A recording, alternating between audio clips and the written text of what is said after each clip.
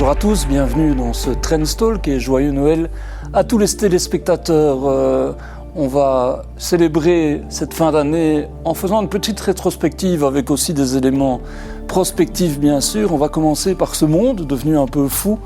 Une rétrospective internationale avec Tanguy Streuil. Bonjour. Bonjour. Alors vous êtes professeur de relations internationales à l'UC Louvain. On a déjà eu l'occasion ensemble de survoler pas mal ce monde qui chavire. Si on pense à 2025, forcément on pense à un nom, celui du président américain qui a été réélu, Donald Trump. Est-ce qu'on peut dire qu'il a été réélu pour le pire ? C'est clair que cette année n'a pas été nécessairement très positive pour l'administration Trump, malgré les grands projets annoncés.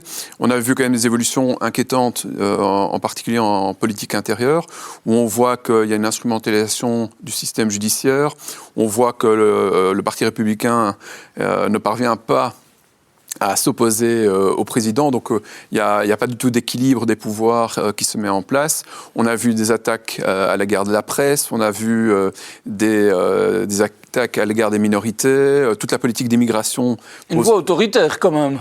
Clairement, et on voit vraiment une volonté de limiter les pouvoirs de la démocratie pour aller vers plus un système qu'on verra plutôt en Chine ou en Russie, d'un régime beaucoup plus autoritaire.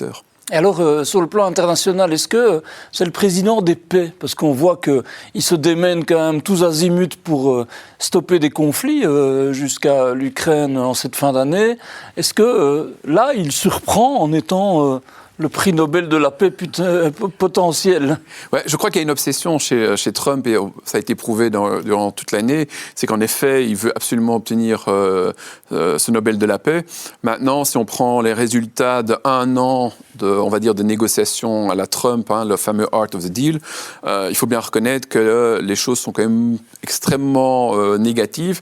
Alors, on peut être nuancé, mais c'est certainement pas quand il déclare qu'il a solutionné 9 conflits, la réalité, c'est que parmi tous ces conflits, il n'y a même pas eu d'intervention diplomatique des États-Unis. Je prends par exemple entre l'Arménie et l'Azerbaïdjan, par exemple, ou même d'ailleurs entre la Thaïlande et le Cambodge. Mais même quand il dit qu'il est intervenu, on voit bien que justement la Thaïlande et le Cambodge continuent leur conflit, que le Rwanda et le Congo continuent leur conflit. Le Proche-Orient, il a quand même pesé. Voilà. Et donc, c'est là où je voulais en arriver, c'est que si on prend le conflit israélo-palestinien, on a aujourd'hui évidemment le cessez-le-feu à Gaza, mais qui est quand même très fragile. Il faut rappeler qu'il y a déjà eu plus de 400 morts du côté palestinien et 2 ou 3 soldats israéliens. Donc on est très loin d'un vrai cessez-le-feu. Et au final, on est à la première étape de 20 étapes. Donc, il y en a encore beaucoup avant de pouvoir espérer vraiment une certaine stabilité. En même temps, il a le mérite d'actionner la diplomatie, ce que beaucoup ne faisaient plus. Voilà. Et en fait, ça, c'est le point positif. Le point négatif, et c'est continuellement dans cette administration, c'est qu'en fait, on annonce des accords qui doivent encore être discutés dans le fond, au niveau du fond. Je prends l'exemple d'une force d'intervention internationale au niveau de Gaza. Elle est annoncée il y a 2 mois, mais personne n'est prêt à y aller. Les Israéliens ne veulent pas des Turcs, les pays du Golfe ne sont pas prêts à y aller, etc. Et donc, en fait, on se retrouve dans une situation où on a un effet d'annonce, mais au moment où on dit, la prochaine étape, c'est une force d'intervention, pour l'instant, elle n'est pas là. Alors, je ne dis pas qu'elle ne viendra pas, mais on perd du temps parce que tout n'a pas été préparé comme il faut. Et ça, c'est typiquement à l'administration Trump et Trump lui-même, c'est qu'il a l'art d'annoncer des accords où, en fait, tous les détails n'ont pas été analysés, etc. Alors, il y a l'aspect économique qui est à la fois l'art du deal, c'est-à-dire qu'on comprend bien que l'économie, les rapports commerciaux, c'est une manière de gérer les relations internationales, et en même temps, on a été dans une année marquée par une guerre commerciale impitoyable aussi. Oui, c'est intéressant que... Alors, c'est clair que c'est une administration qui met avant tout en avant les enjeux géoéconomiques avant les enjeux géopolitiques. Et l'America First, voilà. Évidemment. Ouais. On est dans cette logique-là. Maintenant, on voit bien que même s'il y avait une logique potentielle derrière les tarifs, vu que, et on a assez de preuves aujourd'hui à ce niveau-là, en fait, la politique qui a été annoncée au moment du Liberation Day n'était pas prête. Mais comme Trump ne peut pas attendre, comme Trump est toujours dans l'excès, il a annoncé son fameux Liberation Day avec toutes les conséquences qu'on a vues au niveau de Wall Street. Son fameux tableau, Voilà, là où il y avait tous les, aujourd'hui, les tarifs. Ouais. On a plein de témoignages qui font qu'en fait, il y avait encore des discussions au sein même de l'administration. D'où des rétropédalages avec certains, d'où les négociations avec l'Europe sur les fameux 15% auxquels on a abouti finalement. Et donc on est dans un chaos total, et avec comme conséquence quand même très importante pour les Américains, c'est qu'ils se sont lancés dans une guerre commerciale avec les Chinois, absolument pas préparés, et comme conséquence que ce sont les Chinois qui l'ont gagné en raison des terres rares, qui, il faut le reconnaître, a été un amateurisme assez impressionnant. Oui, parce que les terres rares étaient un argument de poids pour les Chinois en disant « nous, on dispose quelque part de l'arme de guerre absolue ». Voilà, c'est ça. Mais ça, n'importe quelle administration américaine, Biden le savait, Trump aurait dû le savoir, que si il s'attaquait à l'économie chinoise, ils allaient jouer la carte des terres rares. Le Japon l'avait déjà subi en 2010, donc c'était quelque chose de connu. Donc ils sont partis vraiment de manière totalement non préparée dans cette guerre commerciale avec les Chinois, et on voit bien qu'ils ont dû rétropédaler parce qu'ils voyaient bien que sans terres rares, pas de nouvelles technologies, pas d'intelligence artificielle, pas de missiles, etc. Ceci dit, c'est quand même une ère des empires. Aujourd'hui, on voit la Russie très agressive, les États-Unis désinhibés façon Trump, la Chine qui est un peu la puissance tranquille, mais qui tire bien son épingle du jeu. Ça écrase tout, non ? Oui, mais c'est en fait une évolution normale, je dirais, du système qu'on a vécu. C'est-à-dire qu'on a vécu pendant 20 ans un système unipolaire, une superpuissance américaine qui dominait tout. Et en fait, ce qu'on a cru, en tout cas au niveau européen, mais dans d'autres capitales, c'est que s'il y avait moins de puissance américaine, ça allait amener plus de stabilité. Sauf qu'un système multipolaire ne sous-entend pas plus de coopération, plus de collaboration, plus de gouvernance, plus de Nations Unies. C'est bien, au contraire, ça peut être un scénario bien pire qu'un système unipolaire. Et donc aujourd'hui, on se retrouve dans un système où en fait, on a plusieurs grandes puissances qui sont en compétition, qui développent leur propre écosystème au niveau économique, au niveau des enjeux sécuritaires, etc. Et on voit bien que les Américains, les Chinois, les Indiens, les Russes, même aujourd'hui le Japon, sont prêts à jouer cette logique-là. Les seuls qui n'ont pas encore compris que le monde avait vraiment changé, c'est les Européens. C'est les Européens. Alors oui, dans le discours, mais dans les faits, on voit bien qu'on n'a toujours pas d'une vraie politique à l'égard des enjeux des nouvelles technologies, des minerais. Alors oui, sur papier, on a beaucoup de choses, mais dans les faits... Il n'y a pas d'unité de décision, c'est ça le problème. Et clairement pas d'unité de décision. On le voit d'ailleurs même dans le dossier Euroclear, Union européenne, Ukraine, etc. Mais même sur tout ce qui est... matières premières, sur tout ce qui est le complexe militaro-industriel. On voit que les Allemands et les Français se chamaillent pour l'avion de chasse de 6e génération. Tout ça fait qu'on montre vraiment notre faiblesse sur la scène internationale. Et même diplomatiquement, on doit quand même se poser des questions. Comment ça se fait qu'on ait qu'un second acteur concernant la question ukrainienne, qu'on est quasi absent du conflit israélo-palestinien, sans même parler du Rwanda et du Congo, où là, la diplomatie européenne et même belge est totalement absente. Ceci dit, pourquoi tant de haine à l'égard de l'Europe ? Parce que Donald Trump, notamment le fameux document sur la stratégie nationale de défense, était quand même très très dur à notre rencontre. Dans des mots, on entend des mots qu'on n'avait jamais l'habitude d'entendre à notre rencontre. C'est dur quand même, non ? Tout à fait, mais c'est parce que cette administration est rentrée dans des logiques impériales, comme je disais, comme d'autres, et voit évidemment dans l'Union européenne une logique progressiste, mais aussi un danger par rapport à leur modèle qu'ils sont occupés à développer aux États-Unis, qui est quand même très conservateur, même ultra conservateur, parce qu'au final, ça n'a rien à voir avec le conservatisme qu'on rencontrait en Belgique. Et en fait, ils ont peur que le modèle européen puisse revenir aux États-Unis, et c'est une des raisons pour laquelle ils se permettent explicitement d'ailleurs dans la NSS, donc dans ce fameux document, mais même dans le discours, de dire qu'ils n'ont pas peur d'intervenir dans nos élections, parce qu'en fait, ce qu'ils veulent... Oui, ils soutiennent les partis souverainistes partout. Voilà, en exactement. Fait, hein, ouais. Et en fait, ce qu'ils veulent, c'est quand ils parlent d'Europe forte, en fait, ce qu'ils entendent, c'est une Europe forte, conservatrice, une fois de plus, Europe des nations, voilà, pour Europe reprendre, des nations, qui ne représente absolument pas l'Union européenne. Et en fait, l'idée aussi de là derrière, et alors on est plus dans les logiques défendues par J.D. Vance et d'autres, qui est vraiment un Occident qui reprend les traditions, les valeurs historiques, traditionnelles, conservatrices. C'est aussi une des raisons pour laquelle certaines personnes au sein de cette administration sont très pro-russes, parce que... Oui, j'allais dire, il y a une alliance objective, voilà, en fait. Ouais. Ils voient dans le modèle russe aujourd'hui de Poutine toutes ces valeurs qui sont en fait partagées par une partie de l'Amérique. Il ne faut pas non plus généraliser, parce que l'Amérique est extrêmement complexe, mais en tout cas, au sein de l'administration, il y a clairement une alliance objective entre les valeurs défendues aujourd'hui par l'Heritage Foundation, le projet 2025, etc., et les conservateurs en Europe et en Russie. Oui, parce que cette année a quand même été marquée effectivement par ce dialogue renoué entre Donald Trump et Vladimir Poutine. On se rappelle de ces scènes de leur rencontre qui sont quand même assez spectaculaires en fait. Le tapis rouge qui était déroulé. Alors je sais qu'il y a des nuances, certains disent que ça n'a pas été jusqu'au bout de la logique, notamment au niveau des relations commerciales qui seraient relancées, mais on est quand même dans un virage remarquable. Tout à fait. Alors, il faut vraiment séparer deux choses. D'un point de vue géopolitique, vu que l'enjeu, c'est la Chine, il est tout à fait normal qu'on veuille se rapprocher de la Russie. Certainement, si on est d'un point de vue américain. Pourquoi ? Parce qu'on veut séparer vraiment les Russes des Chinois. Cela étant, si on va beaucoup plus loin, on voit que la manière dont c'est mis en application est vraiment catastrophique, parce que ça se fait au détriment de l'Ukraine, ça se fait au détriment de la relation transatlantique. Or, s'il y a bien une chose qui a été démontrée, c'est que la relation transatlantique est quand même ce qu'il y a de plus fort au niveau des relations internationales aujourd'hui, dans le sens qu'on a un vrai bloc qui, normalement, peut peser très fortement sur la scène internationale. Et ils sont occupés à affaiblir tout ça pour des relations avec la Russie, entre autres les enjeux en Arctique, qui certes ont une certaine logique, mais on sait très bien que, et le passé l'a montré, c'est que faire du business en Russie aujourd'hui, c'est la corruption, c'est pas une garantie que les contrats seront respectés, c'est des difficultés d'investir, etc. Donc ils prennent un risque énorme.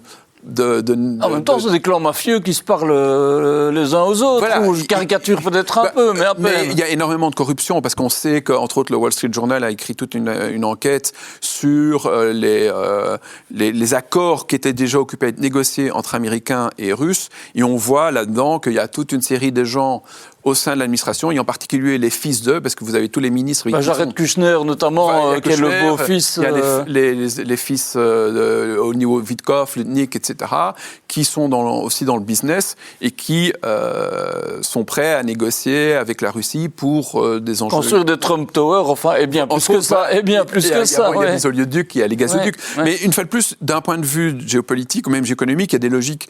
Mais de là à aller sacrifier des relations qui ont quand même été très fortes et très importantes, ça ne tient pas la route. Et puis aussi par rapport à l'Ukraine, pourquoi conclure un accord minéral avec l'Ukraine, si au final c'est quand même se dire qu'on va peut-être pas vraiment pouvoir l'utiliser, parce qu'il négocie beaucoup plus avec la Russie, et clairement que l'administration est beaucoup plus pro-russe que pro-ukrainienne. Alors justement, on a beaucoup parlé de paix, en tout cas de tentatives de paix en Ukraine, et en même temps, est-ce qu'on peut dire qu'on n'a jamais été aussi proche d'une guerre mondiale potentiellement ? Je ne crois pas qu'on est plus proche d'une guerre mondiale qu'il y a 2-3 ans, parce que le système international est extrêmement instable. Ce qui est certain, c'est qu'on a de plus en plus de menaces autour de l'Union européenne, et pas uniquement la Russie, parce qu'il faut aussi voir ce qui se passe au Moyen-Orient, ce qui se passe en Afrique, mais aussi par rapport à tout ce qui est maritime, la protection de nos ports, les câbles sous-marins, on a vu aussi le survol des drones. Ouais. Et donc oui, c'est certainement... On expose nos fragilités, ça c'est clair. C'est une évidence que nos ennemis parviennent à montrer quand même là où sont nos points faibles, ce qui au final pas nécessairement négatif, parce que ça veut dire au moins qu'on peut aller... qu'on peut réagir et réagir au niveau de cette situation. Mais ça sous-entend évidemment des investissements, des politiques, des stratégies, et souvent c'est ce qui manque encore au niveau de l'Union européenne. Alors, la question se pose quand même, alors j'entends qu'il n'y a pas que la menace russe, mais la question que tout le monde se demande, c'est jusqu'où peut aller Vladimir Poutine. Est-ce qu'il a vraiment des intentions? Certains disent, si on l'écoute, c'est écrit. Il va s'en prendre, qui sait, aux pays baltes ou à l'un ou l'autre pays de l'OTAN, en tout cas. Ce qui est intéressant, c'est que le discours est à nouveau changé. C'est-à-dire qu'il sont occupés à reprendre le discours de 2021, à savoir ramener l'OTAN aux frontières avant l'élargissement. Donc, on voit bien qu'il commence à essayer de changer le sujet, qui ne concerne plus vraiment l'Ukraine, mais qui concerne à nouveau toute la sécurité européenne, l'OTAN, etc. Ça pourrait être militaire? Oui, ça pourrait, et clairement... Alors, il y a plusieurs éléments. C'est que, d'une part, les États baltes restent évidemment extrêmement vulnérables. Il y a aussi des pays non européens ou non OTAN, qui sont la Moldavie ou la Géorgie, qui restent évidemment des cibles intéressantes pour la Russie. Maintenant, il faut bien aussi réaliser qu'à court terme, ça serait très difficile pour les Russes d'envahir les pays baltes ou même la Pologne, etc., pour la bonne raison que les capacités terrestres sont quand même fortement limitées actuellement. Mais on ne peut pas s'arrêter là. On doit voir sur le long terme, c'est-à-dire sur 5 ou 10 ans. Et là, la donne change complètement. Et puis, il y a un autre élément qu'à mon sens, on néglige beaucoup trop au niveau du monde politique belge ou européen. C'est qu'en final, les Russes sont déjà en guerre avec nous, mais... Hybride. Voilà, exactement, à travers la guerre hybride, c'est-à-dire, on l'a vu avec les drones, on le voit avec les cyberattaques, la guerre d'information, l'attaque des câbles sous-marins... La déstabilisation. Déstabilisation de manière générale, la provocation avec les avions de chasse, etc. Et donc ça, c'est déjà une forme de guerre. Et le problème, c'est qu'on a trop tendance... à voir ou à croire qu'une guerre, c'est encore toujours uniquement des chars, des avions de chasse, etc. Puisque moi, j'entends souvent, venant d'ailleurs d'hommes et femmes politiques, dire « Oui, mais de toute façon, il n'y aura jamais un char russe qui va arriver à Bruxelles. » Mais au final, c'est plus du tout la question. Ça, c'est la guerre d'il y a 30 ou 40 ans. C'est quand même un peu la question. Ça, oui, c'est la question, mais dans le sens que aujourd'hui, avant qu'un char russe arrive en effet à Bruxelles, il y a encore 2000 km. Et donc, on a encore beaucoup de pays européens qui peuvent les arrêter. Mais par contre, on est très vulnérable par rapport à des missiles, on est très vulnérable par rapport à tout ce que j'ai, câbles sous-marins, par rapport à des drones sous-marins, mais autres. Et là, on doit vraiment investir. En même temps, dans cette année, il y a eu une contre-réaction aussi. Alors on pourra parler de celle de l'Union européenne, mais ce qui est sûr, c'est qu'il y a 2 pays quand même importants, la Finlande et la Suède, qui ont rejoint l'OTAN. Donc quelque part, la Russie a provoqué ce qu'elle rejette. Oui, clairement, là, la Russie a perdu clairement de l'influence en raison de la guerre en Ukraine, en tout cas sur le continent européen, puisqu'au final, elle a renforcé l'OTAN à travers, en effet, la Suède et la Finlande. Maintenant, il faut aussi voir que si économiquement, la situation clairement est occupée à se dégrader, on est très loin de ce que Bruno Le Maire disait il y a 3 ans, que l'économie russe allait s'effondrer en 6 mois, donc on n'en est absolument pas là.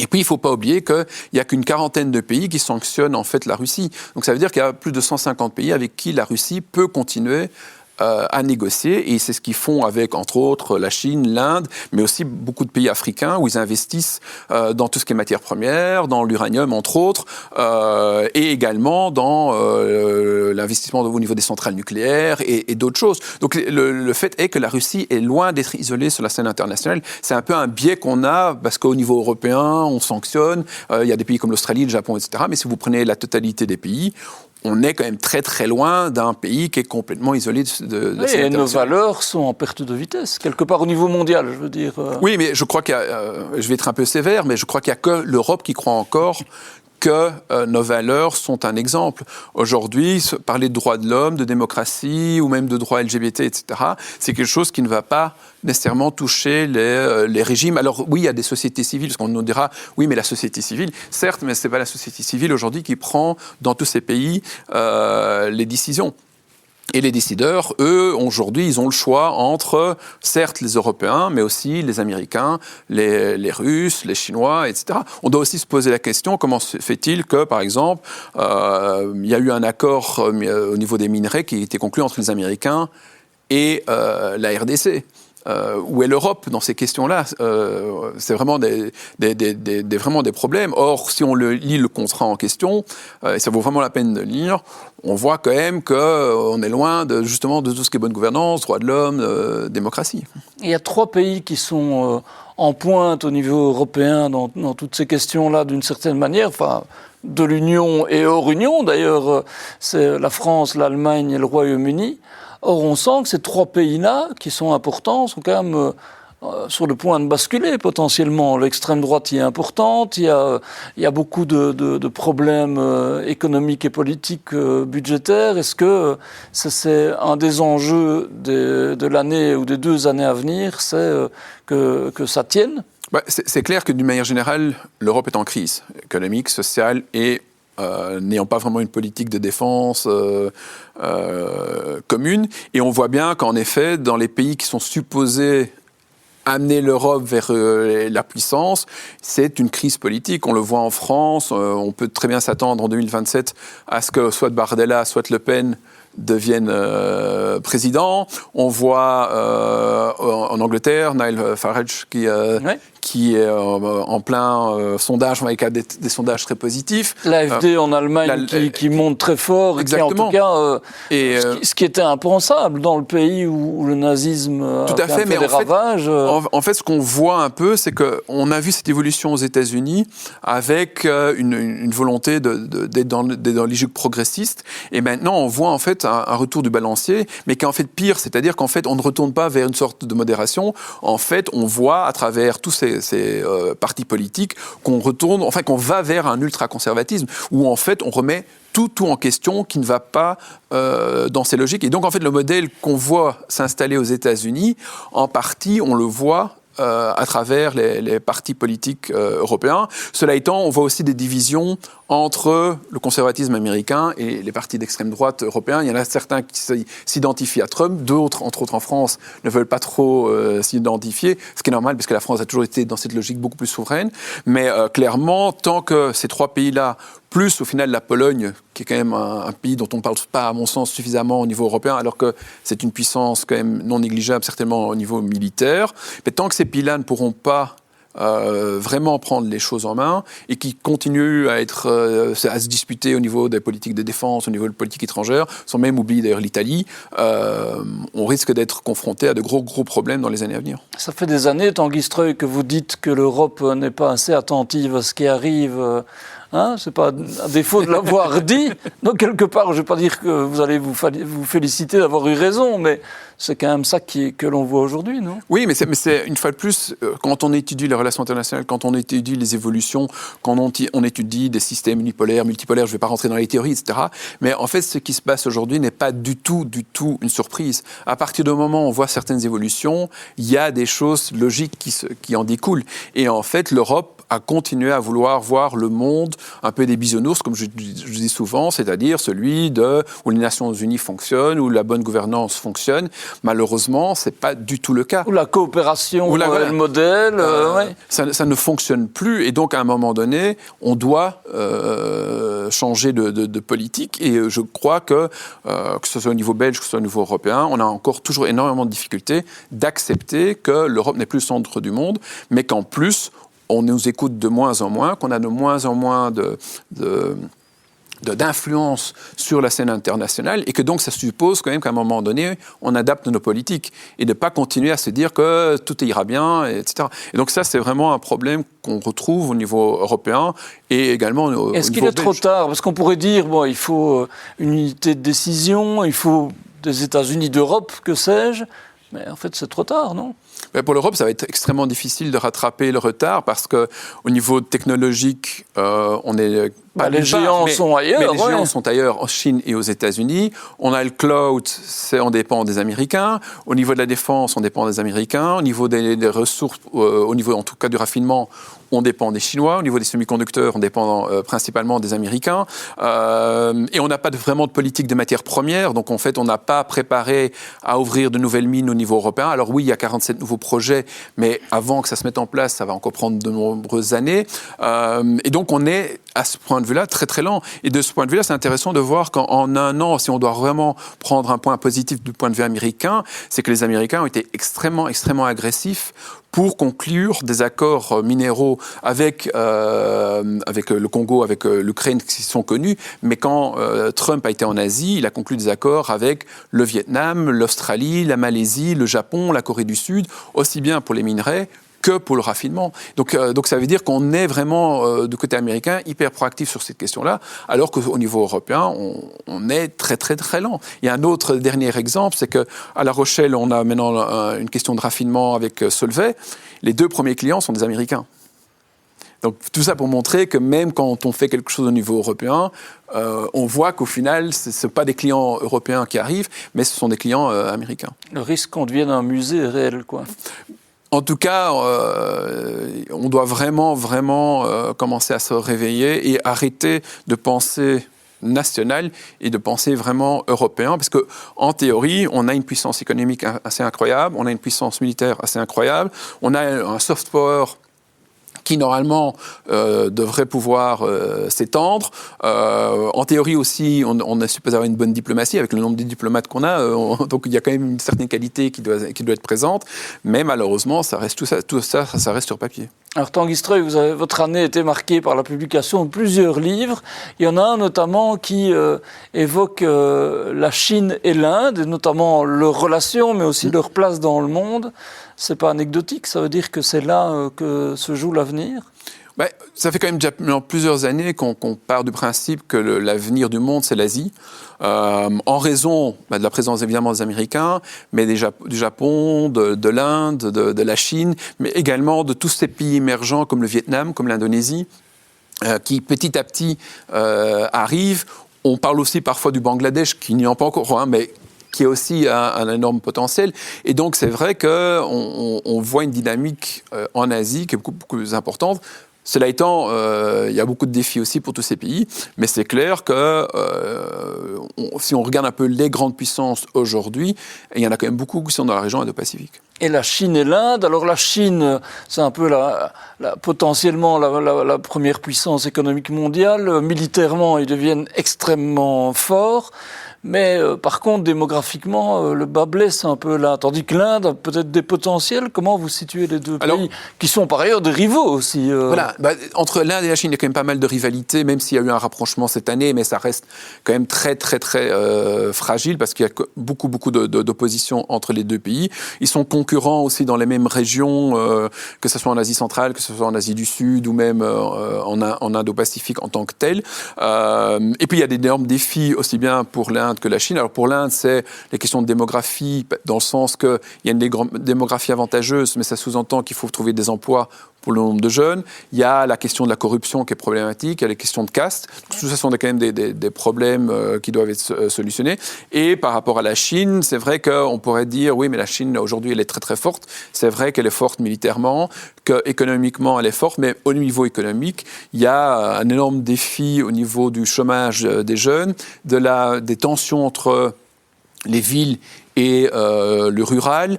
On a aussi des tensions au sein même du Parti communiste parce que le président Xi s'est un peu attribué trop de pouvoir et donc ça commence à énerver toute une série de nouvelles générations qui ont suivi tout le parcours pour enfin éventuellement occuper une place au Politburo et se voient interdire ces possibilités. Donc ça veut dire que la Chine reste quand même aussi extrêmement fragile. Et ce qui est un fait intéressant, c'est qu'aujourd'hui, on a toutes ces grandes puissances qui paraissent très puissantes parce qu'elles sont extrêmement arrogantes, elles sont très actives sur la scène internationale, mais elles sont aussi toutes extrêmement... c'est des géants en pied d'argile, quoi. Exactement, parce qu'elles ont énormément de faiblesses, que ce soit les États-Unis avec la dette, par exemple, mais il n'y a pas que.